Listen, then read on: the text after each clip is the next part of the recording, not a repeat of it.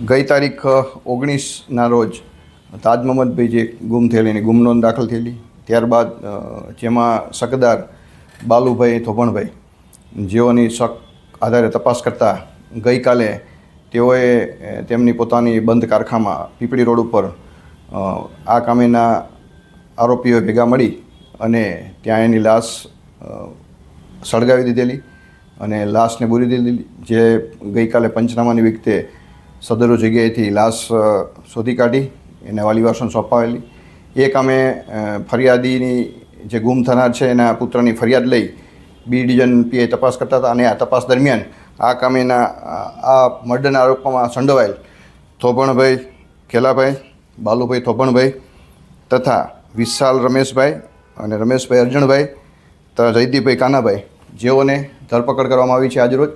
તેઓમાં ગુનાની વિગત એવી છે કે આ લોકોએ જમીનના પૈસા બાબતે થોભણભાઈ અને આ કામેના મરણ જનાર વચ્ચે જમીન લેવેચ કરતા હતા. પૈસાની માંગણી એને બાકી હોય, સોદાખત કરેલું હોય અને જમીન બાબતે બંને વચ્ચે એના પુત્ર જે આ જમીનના સોદા માટે જગ્યા જોવાનું કહીને એની ગાડીમાં લઈ ગઈ. ત્યારથી એની સાથે અન્ય બે આ કામેના આરોપીઓ સાથે રાખી અને ભડિયાદ ખાતેના ફાર્મ હાઉસ ખાતે માર મારી અને બધાએ ભેગા થઈ અને માર મારેલ એમાં સદરુ કામે તાજ મોહમ્મદ છે એમનું ખૂન થઈ ગયેલું અને બાદ એની લાશનો નિકાલ કરવા માટે પીપળી પાસે એનું બંધ કારખાનું છે ત્યાં લઈ જઈ અને લાશને ખાડો ખોદી સળગાવી અને માટી નાખીને લાશ જે જગ્યા હતી ત્યાં પાકું ધાબુ કરી અને પુરાવાનો નાશ કરેલ. આ બાબતે જુદી જુદી આઈપીસીના જુદી જુદી કલમો હેઠળ ગુનો દાખલ કરવામાં આવેલ છે અને 5 આરોપીને આજરોજ ધરપકડ કરવામાં આવેલ છે.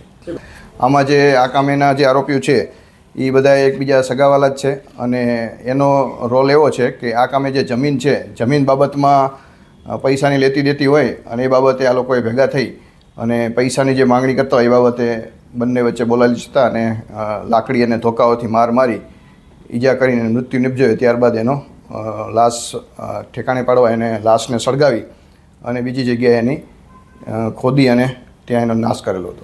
જમીનમાં હમણાં છેલ્લે એને 5 લાખ રૂપિયા આપેલા હતા અને આગળ પણ એને સોદાખત કરેલો એની પણ હજી તપાસ ચાલુ છે. કેટલા પૈસા એને લેવાના હતા એ બી ડિવિઝન પીઆઈ તપાસ ચલાવી રહ્યા છે.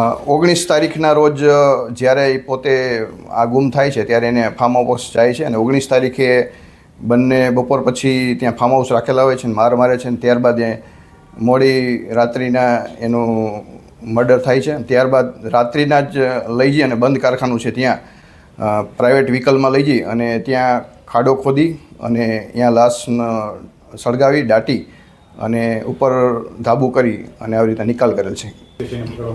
આમાં હજી 2 આરોપી જે પકડવાના બાકી છે એની તપાસ કરી રહ્યા છીએ. આ કામે જે ગુનામાં વપરાયેલ હથિયાર તથા આ કામેના વાહનો કબજે કરી અને આગળની તપાસ બી ડિવિઝન પીઆઈ ચલાવી રહ્યા છે. એ બી ડિવિઝન પીઆઈ જે બનાવ સ્થળની તપાસ પણ કરી રહ્યા છે.